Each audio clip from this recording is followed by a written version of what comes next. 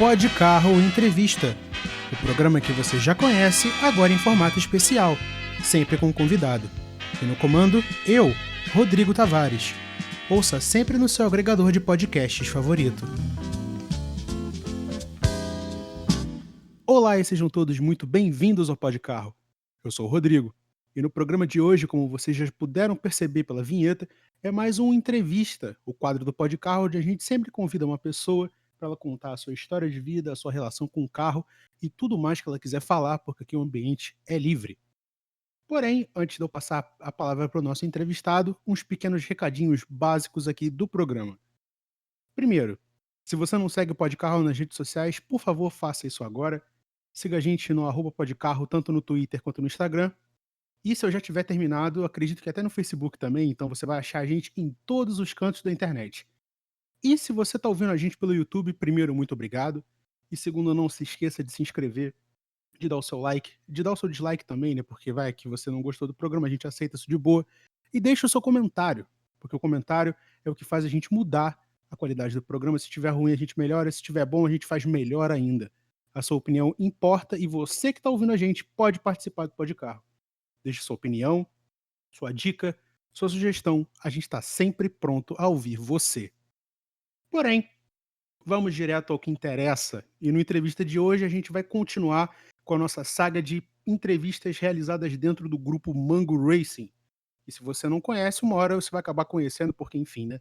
A cultura da Mango vai muito além de um grupo de WhatsApp. E hoje nós estamos com ninguém mais, ninguém menos do que Gabriel Magalhães, que vai contar pra gente a sua história. Seja bem-vindo ao Pode Carro, cara. Buonasera, Rodrigo. Buonasera a todos os nossos ouvintes. Primeiramente, eu quero agradecer a oportunidade que você está me dando, Rodrigo. Eu sou um fã assumido da Podcarro. Já falei com você algumas vezes, já sinalizei na Mango como eu gosto do conteúdo de vocês e é uma honra grandíssima estar participando do programa de vocês. Primeiro, eu que agradeço a sua audiência, porque isso é o que motiva a gente a continuar com o programa, é sempre melhorando a nossa qualidade e trazendo conteúdo para perto de quem escuta a gente, que é o que a gente valoriza. Porém, existe uma razão para você estar aqui hoje e não é só o fato de que surgiu ali um comentário na Mango de que você queria participar e obviamente a gente te recebe de braços abertos, porque o Pode Carro é assim. Me diga, como você começou a gostar de carro? Bom, eu nasci numa família de apaixonados por velocidade. Meu avô chegou a ser piloto de corrida no Rio de Janeiro, nos anos 60 e 70. Meus tios sempre gostaram bastante de carro. Meu tio até hoje, mesmo depois de casado e com filho, continua preparando o carro e tendo as mais diversas lasanhas. Meu pai também já teve a fase dele de gostar mais de carro.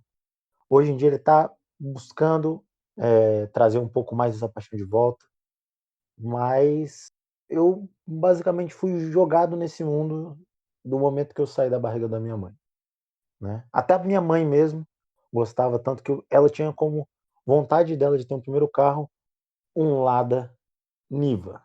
Sim, um Niva. Meu Deus. Olha, para não dizer que é impressionante, eu sou, assim, um admirador à distância de carro soviético, então essa palavra simplesmente me ganhou. Mas, assim, é impressionante a sua história. Já começa com o pé na porta, e isso é o tipo de coisa que a gente preza aqui dentro do programa. E você tá aqui para contar isso, obviamente, né? Afinal de contas, o propósito do entrevista é esse. Porém, já que você tá falando que você começou a gostar de carro por causa da contextualização da sua família, eu acho que é justo a gente começar você contando como que começou esse frenesi automotivo na sua família, começando pelo seu avô. Ótimo. Bom, meu avô nasceu no Rio na metade dos anos 40, filho de imigrantes italianos que vieram buscando uma vida melhor no Brasil. A primeira experiência que o meu avô teve com carros foi aos 14 anos, quando ele dirigia o Jeep Willys do meu bisavô, na nossa fazenda no Rio, que na época era uma fazenda de um tamanho considerável que produzia café. E foi aí que o meu avô começou a dirigir e começou a se interessar mais pela coisa, né? E aos 19, 20 anos, ele preparou um DKV um motor 2 tempos e que rodava com gasolina de avião, ou seja, rodava com querosene aeronáutico. Começou a correr no Rio, corria Jacarepaguá, em outros circuitos do Rio, fazia a subida da serra e, pasme, os únicos carros que andavam na frente dele eram os Karmann Ghia da Dacom. De resto, ninguém conseguia ficar na frente dele. Mano, assim, eu vou ter que te cortar nessa porque isso é maravilhoso. Assim, não tem nada que você possa dizer a respeito disso. Você tem que respeitar uma pessoa que mexe num DKV, ainda mais um DKV pra correr. Nós não estamos falando de uma coisa Com simples, certeza. mas assim, impressionante. De verdade. Bom, o meu avô, ele ele parou com esse hobby que ele tinha, que para ele era mais uma diversão do que um ganha-pão. Na metade dos anos 70, porque ele estava tendo problemas administrativos na empresa que meu bisavô comandava na época, estava casando com a minha avó, né? Mas antes de ele dar essa breve pausa na vida automotiva dele, ele recebeu um convite no começo dos anos 70 para ir para uma escola de pilotos da FIA na Inglaterra. Escola essa que já recebeu nomes como Ayrton Senna, Nelson Piquet. Então, assim, eu ouso dizer que ele ter tomado a decisão de ter ficado no Brasil valeu a pena, porque se ele tivesse tomado a decisão de ir, provavelmente não teria vindo a esse mundo. E provavelmente não teria me tornado o fanático por carros que eu sou. Então, eu sou muito grato ao meu avô pela história que ele construiu antes de eu nascer e por tudo que ele tem me ensinado até os dias de hoje. Olha, a gente tem que dizer aqui que realmente uma escola para pilotos na Inglaterra não é uma coisa para muitos, ainda mais se considerando um contexto de anos 70, onde grandes nomes começavam a florescer no meio do automobilismo, seja nacional, seja mundial. Não vou citar nomes aqui porque, assim, a internet tá aí para isso. Mas, assim, de fato é impressionante, porque, primeiro, só já começando pelo fato, e eu já vou dizer isso aqui, não estou babando o ovo da fonte, eu realmente estou impressionado, porque a pessoa correr nos vários tempos do Rio de Janeiro é porque realmente a pessoa era muito chegada a gasolina e óleo, mesmo sabendo que a gente está falando de um DKV, mas mesmo assim. E outra, carmanguias da Dacom não são uma coisa. Não são. Como é que eu posso dizer? Não, Não são monstros fáceis de bater, sim, porque né, toda a definitivamente. história. E assim, tem até uma história cômica do meu avô. Inclusive, esse momento tem registrado, né, na garagem onde ele hoje destina a coleção dele. Ele terminou uma corrida em sexto lugar, pasme, empurrando o carro. A foto dele cruzando a linha de chegada e empurrando o DKV dele. Inclusive, eu quero que você me mande essa foto se você tiver ela, porque eu estou deverasmente curioso, porque é um fato impressionante, não tem nem o que falar.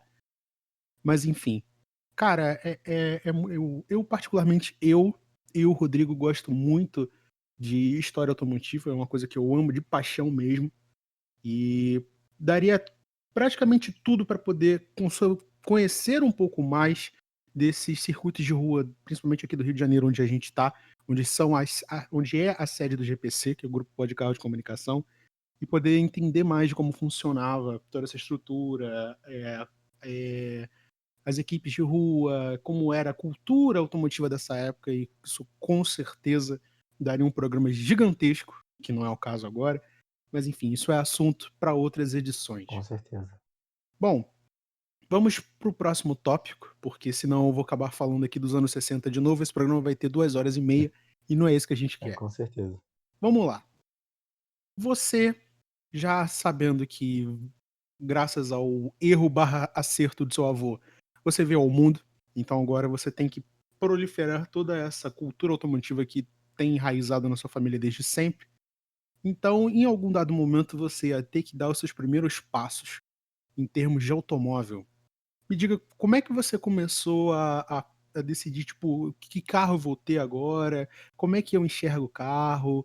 Você dirige o que hoje, se você dirige? Ó, atualmente, Rodrigo, eu tenho 2 carros, são meus. O meu carro no dia a dia, que é um HB20, um carro para o propósito dele eu considero como bom, né? E tem um xodó meu dos anos 80 que eu acho maravilhoso. Passei a admirar mais o carro quando eu tive contato com um, que é um 147C 1050. Já fiz algumas modificações nele, mais estéticas do que propriamente mecânicas. Pretendo manter ele do jeito que tá agora. Olha, é muito legal essa.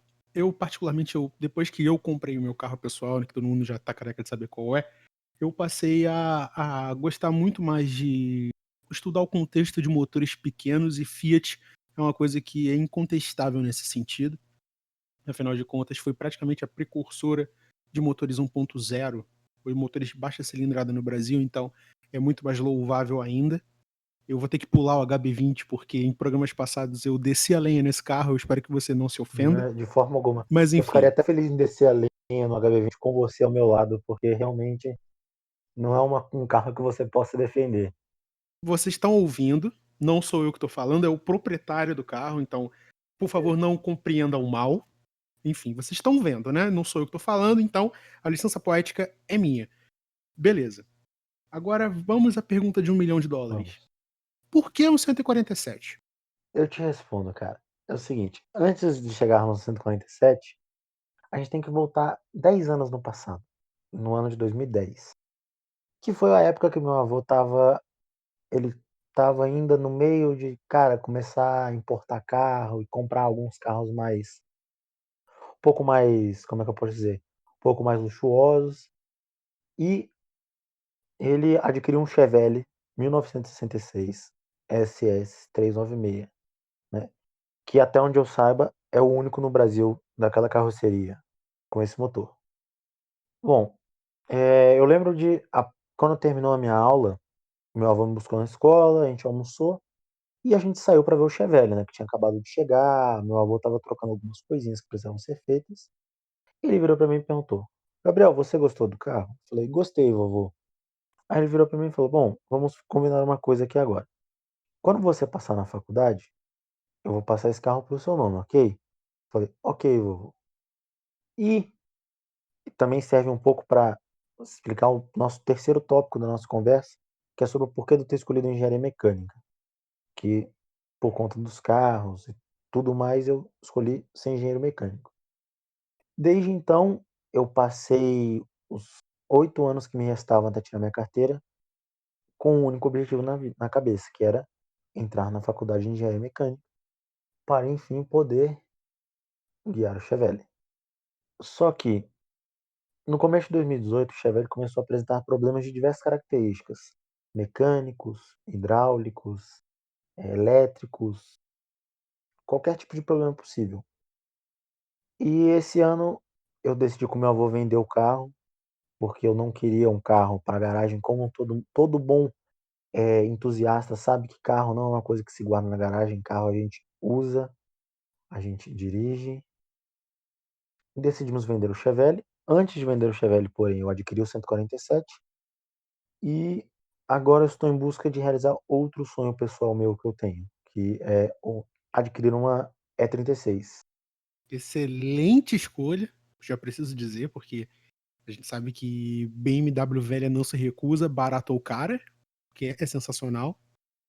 Eu fugiria das baratas por motivos óbvios, mas enfim. Realmente, não tenho o que dizer.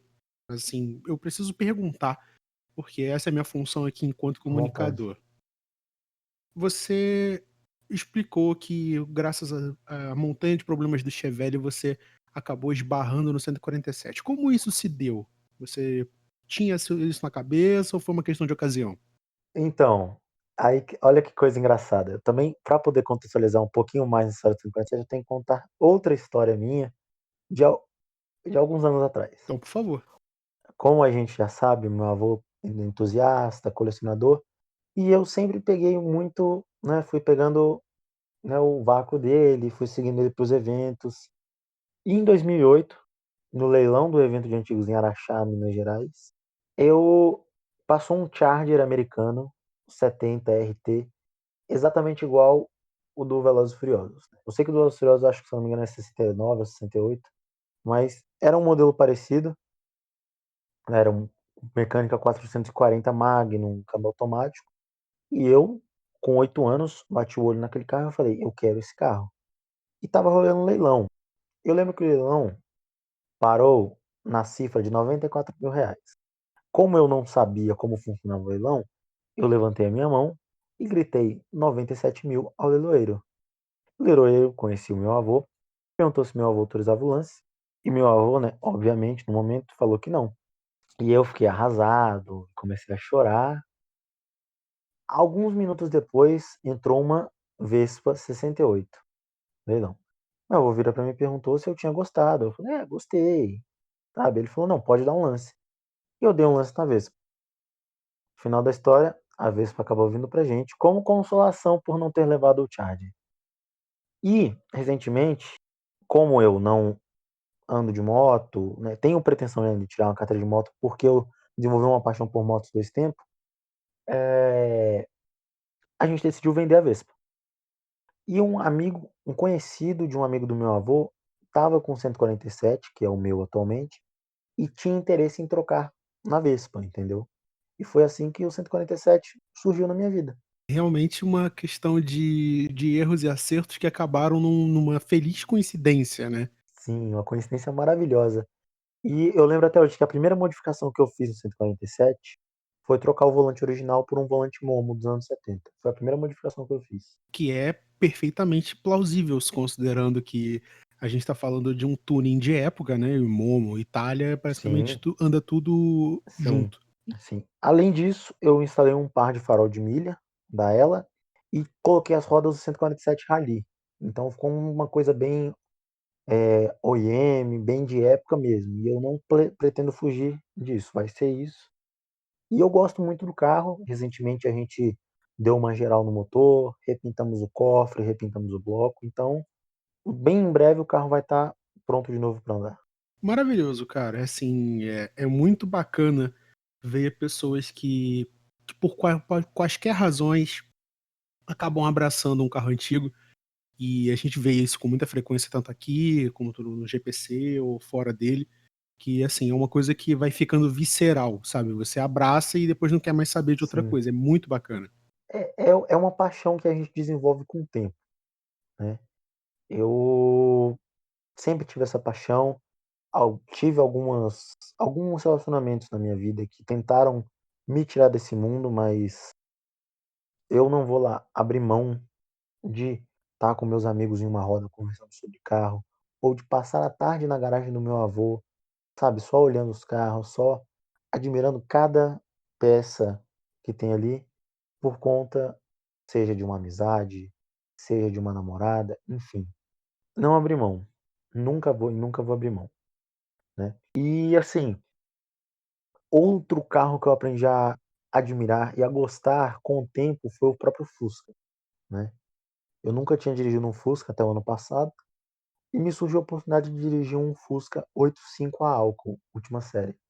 E foi uma senhora experiência. Adorei, do começo ao fim. Esse carro anda, né, pode falar, pode ser bastante Sim, sincero, anda muito.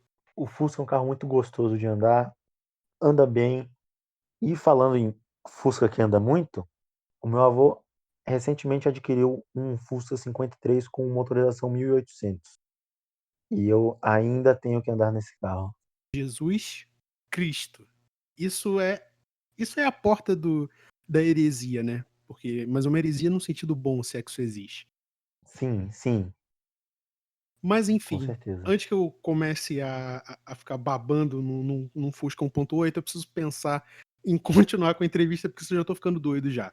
Vamos lá, tá. Ok. Só um adendo aqui para um tema que você falou sobre, eu vou até colocar a minha a minha colher de comunicador no meio e dizer o seguinte, Uhum. que não existe, e eu digo isso não só para você, mas também para todos os ouvintes que estão participando com a gente agora, que qualquer relação, seja ela uma amizade, um namoro ou até mesmo familiar, que tenta destruir ou até mesmo podar uma paixão por uma coisa relativamente saudável que é o carro, claro, eu tô numa visão muito embasada, afinal de contas é um podcast automotivo, eu gosto de carro, enfim.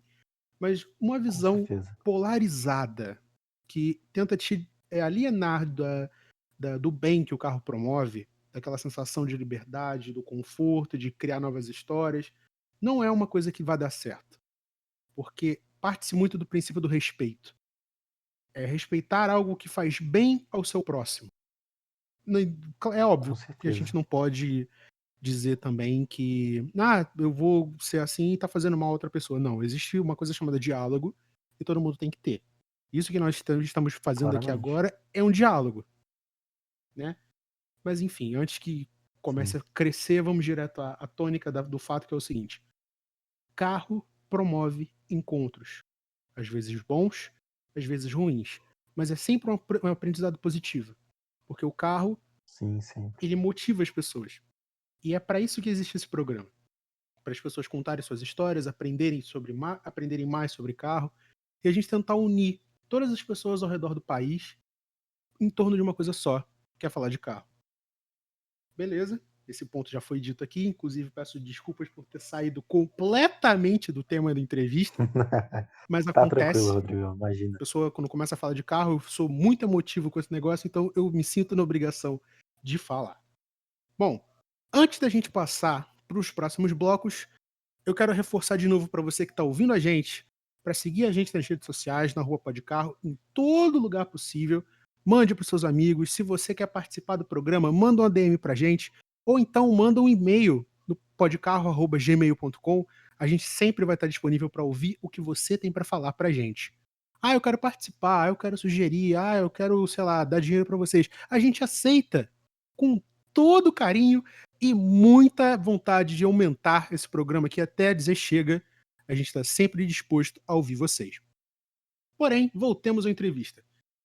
Vamos lá. Rodrigão, inclusive, antes de você continuar, eu quero anunciar aqui, eu vou estar entrando em contato com o pessoal do GPC, vou enviar algumas revistas de época acho que Auto Esporte 4 rodas de época, com, né, com algumas matérias sobre automobilismo na época, inclusive vou marcar exatamente a página onde aparece um registro do meu avô correndo no DKV.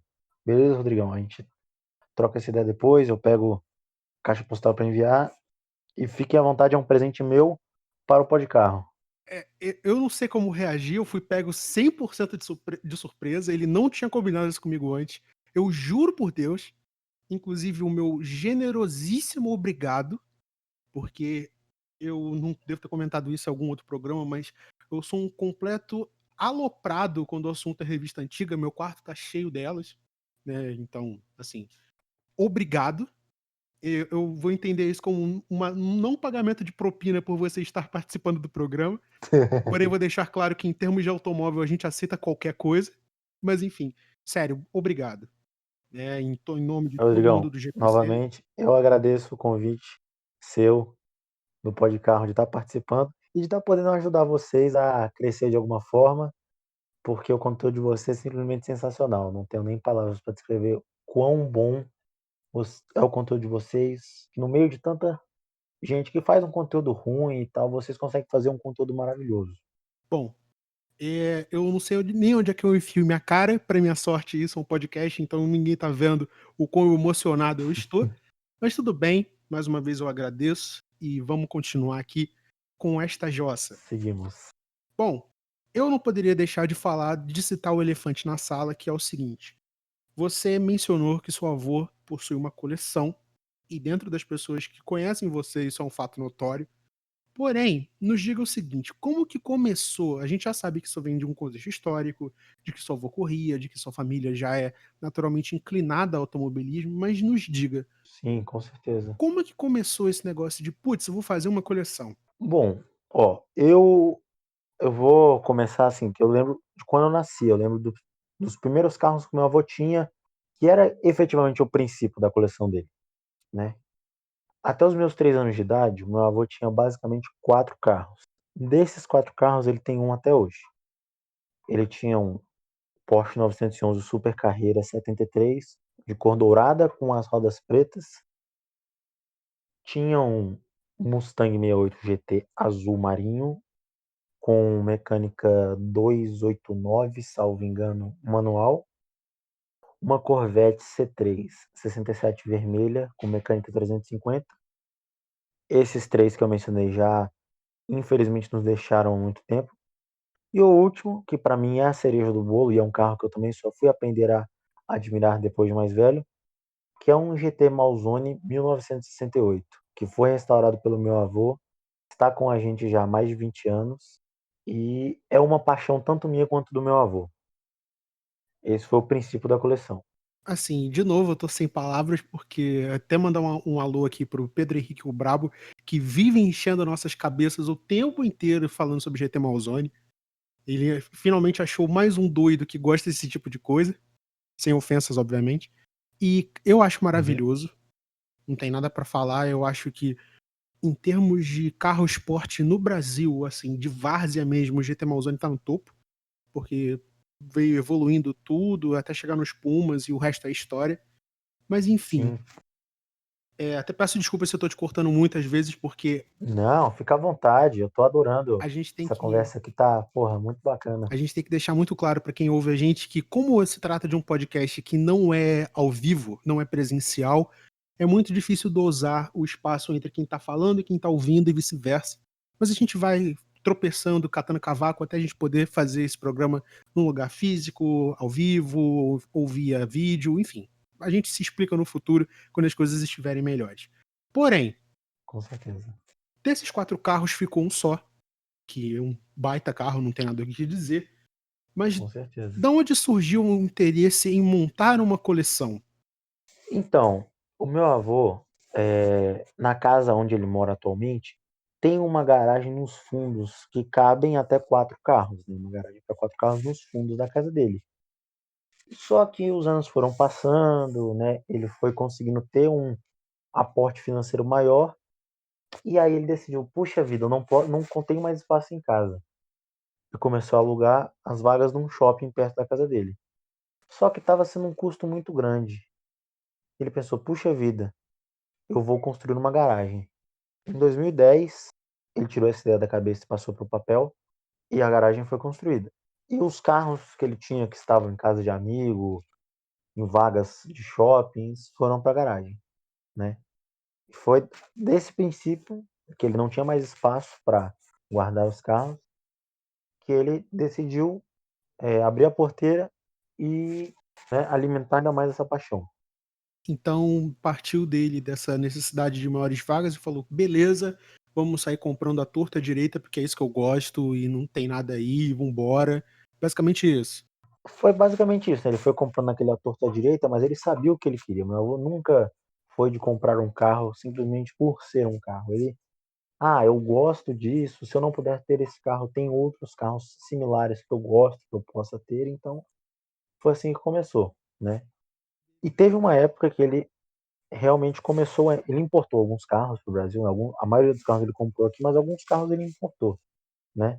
Vou fazer menção honrosa a 2 carros que eu acompanhei um pouco mais, que são um Mercury Monterrey 62 branco conversível e um De Tomaso Pantera amarelo. Uau. É só isso, uau. Eu Tomás, eu não tenho o que falar. Uau, É um carro, é o carro. Ponto. É isso, com não tenho o certeza. que comentar. E assim, eu preciso até, para contextualizar a galera que tá ouvindo a gente, você tá falando de que parte do Brasil exatamente? Eu sou de Brasília, sou nascido e criado em Brasília. O meu avô, por mais que ele tenha nascido no Rio, ele já mora em Brasília já tem alguns anos, né. E a gente, né, ele construiu a garagem perto da casa dele, né, tanto que acho que não são nem é menos de 1 quilômetro da casa dele pra garagem. Então, a gente se aproveitou, né, do calor do cerrado, né. Hoje em dia é calor no Brasil todo, não tem como, não tem lugar, um canto desse país que não seja quente. Hoje em dia, mas a gente fincou as raízes aqui e deu prosseguimento a essa paixão. Não, para carro é maravilhoso. Não tem nem o que falar, porque num carro basicamente não vai enferrujar jamais em Brasília. Nunca. Jamais, de forma alguma. Talvez ele dê um certo choque quando você for colocar a mão na maçaneta, mas tirando isso, é 100% tranquilo, né. Ah, mas um choquinho de vez em quando pra gente se sentir mais acordado não faz mal a ninguém, entendeu? Exatamente. E eu preciso, até para contextualizar de novo, repetindo aqui a frase, é uma coleção privada ou vocês trabalham com, ou vocês pretendem, sei lá, vender alguns carros, é uma coleção rotativa, como funciona?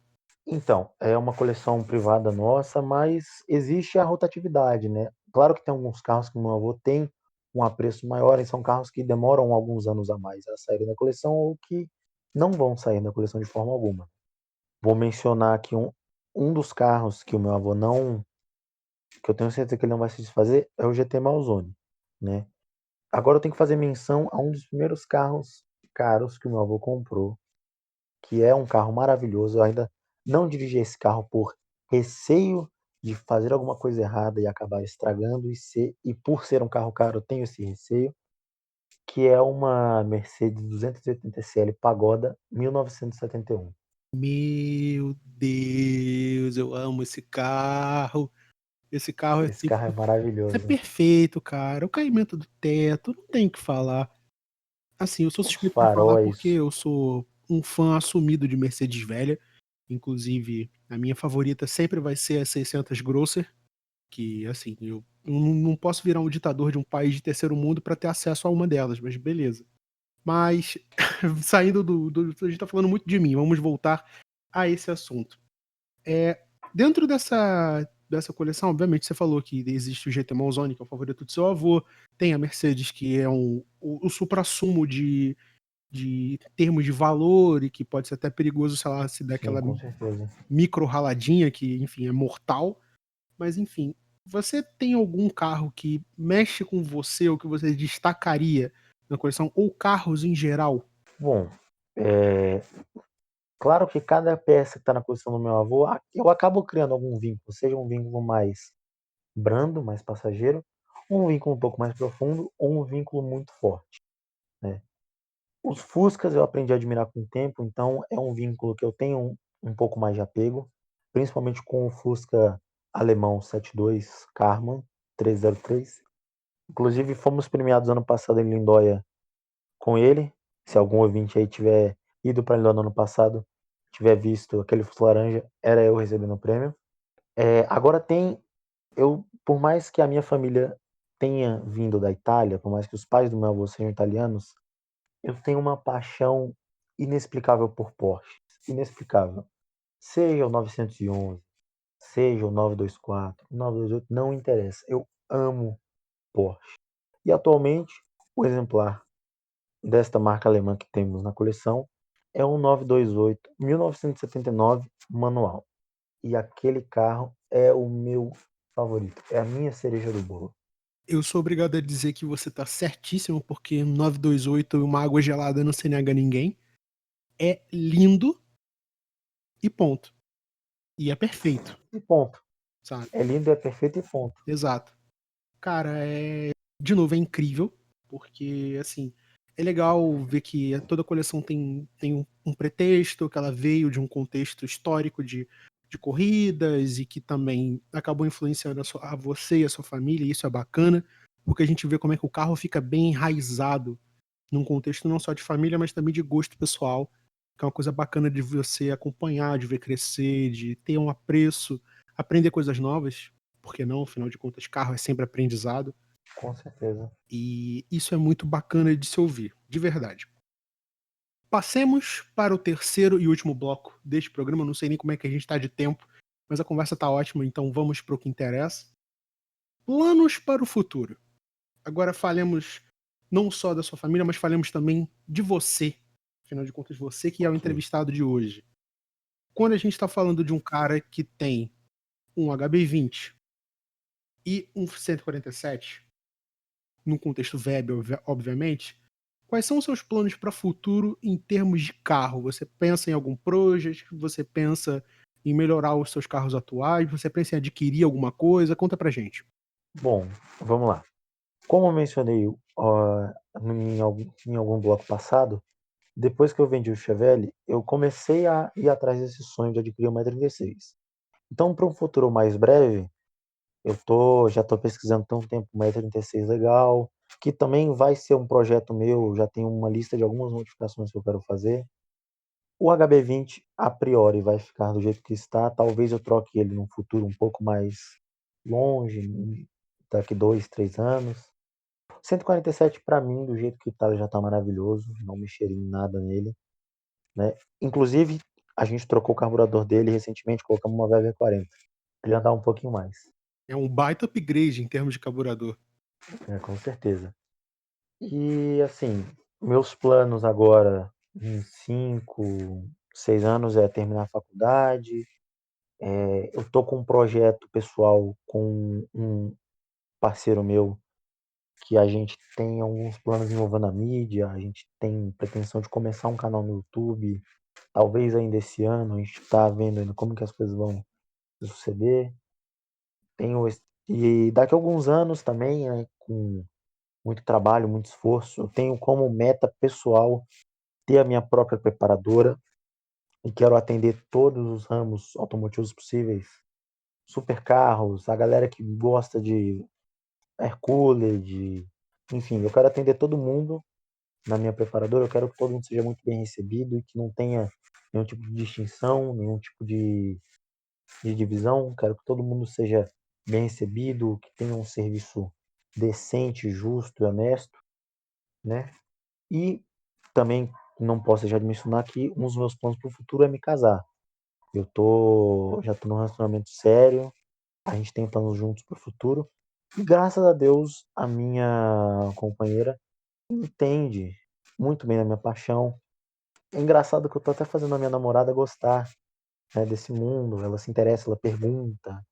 Ela fala, tá, por que que é assim, não é assim? O que que isso serve? Então, sabe, é uma parada legal.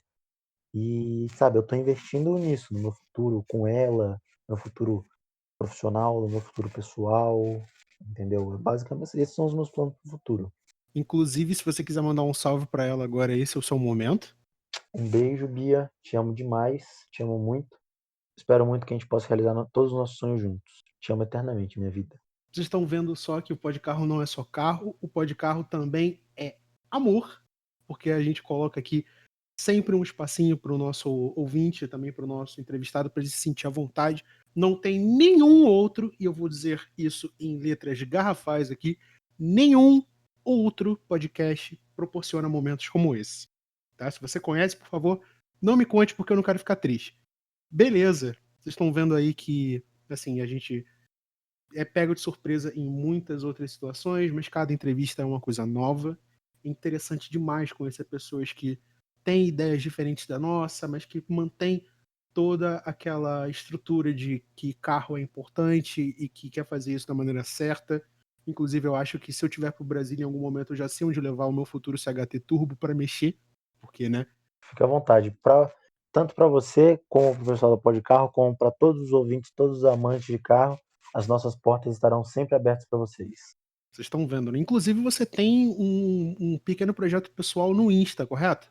Correto, eu sou o proprietário de uma página chamada Spots Aleatórios, que a gente fotografa carros diferentes, ou até mesmo um carro comum que você viu na rua e tirou foto e gostou. Fique à vontade para mandar para a gente na DM, a gente vai te acreditar bonitinho, vai contar um pouquinho sobre o carro e fica à vontade para seguir a página, galera, e divulgar para os amigos, tanto a minha página como o Podcarro. Se você ouve e gosta do Podcarro, por favor, divulgue. O Podcarro é um dos melhores, se não o melhor podcast automotivo, certo? Muito obrigado. E por favor, divulguem o Podcarro. É muito importante porque dificilmente, não só no Brasil, mas no mundo, vai haver um podcast automotivo tão bom quanto o Podcarro. Eu tô sem palavras, porque, de novo, eu não paguei ele pra dizer isso. Inclusive, acho que se eu tivesse pago, talvez não fosse tão espontâneo. E, cara, muito obrigado por ter participado. De verdade, a gente preza que não só um contato bacana com pessoas que têm outras ideias, que têm outros pensamentos, porque o Podcarro é assim, não tem classe, não tem posição, não tem carro, é tudo um ideal só, é falar de carro. E falar com qualidade, porque é isso que a gente preza do início ao final. Tá? Muito obrigado por você ter vindo até aqui, por ter gasto seu tempo, todos os contratempos que aconteceram até agora, mas enfim, o programa está indo do jeito que tem que ser. Então, eu peço mais uma vez para você deixar as suas redes sociais, para a galera que quiser seguir tudo que você faz, o que você posta, onde você comenta. Esse é o seu momento para você fazer a sua propaganda. Mais uma vez, Rodrigão, quero estar agradecendo tanto a você como a todo o pessoal do GPC, Como ao Pode Carro por estar me recebendo aqui. A conversa foi, assim, maravilhosa. Não tenho palavras para descrever como que foi, sabe, fluida. Foi muito bacana a nossa conversa. Gente, antes de eu fazer a minha propagandinha, de novo, tenho que fazer a propaganda do Pode Carro, porque não existe um conteúdo tão bom, tão gostoso de se ouvir e de se participar como o Pode Carro. Então, sigam o Pode Carro nas redes sociais, no Twitter, no Instagram, como o próprio Rodrigo disse, no Facebook, provavelmente. Se inscrevam no canal do YouTube, divulguem o Pode Carro para todo mundo que vocês conhecem que gostam de carro e para quem não gosta também, para ouvir um conteúdo diferente e bacana. E para quem quiser me seguir no Instagram, meu Instagram é Gabriel Malcote, Malcote com um L, dois T's e um I. E a minha página é a @randomstreetspotsbr, certo? Muito obrigado a todos. Buonasera, Rodrigão. E buonasera a todos os ouvintes do Podcarro. Bom, vocês ouviram o homem, eu não preciso nem poupar minhas palavras aqui. Mais uma vez, obrigado. E obrigado a você que ouviu a gente até aqui. A sua audiência importa bastante pra gente, porque se você não tiver aí, a gente não pode fazer o programa aqui. Então, mais uma vez, muito obrigado. Não se esqueça de seguir a gente em todo o raio da internet, na Rua Pode Carro. Se tiver Facebook até o final de semana, teremos conta lá. Instagram, Twitter, a gente sempre avisa quando saem os programas novos. E no YouTube, para você sempre saber quando tem um programa novo, marque as notificações, porque todo sábado, pertinho da hora do almoço, o programa já está no ar. Então, muito obrigado a você que ouviu a gente até aqui. Um forte abraço e até a próxima. Você ouviu Pode Carro Entrevista, um quadro especial do Pode Carro, seu bate-papo automotivo de baixo orçamento preferido. Sempre aos sábados comigo, Rodrigo Tavares e Vinícius Franco.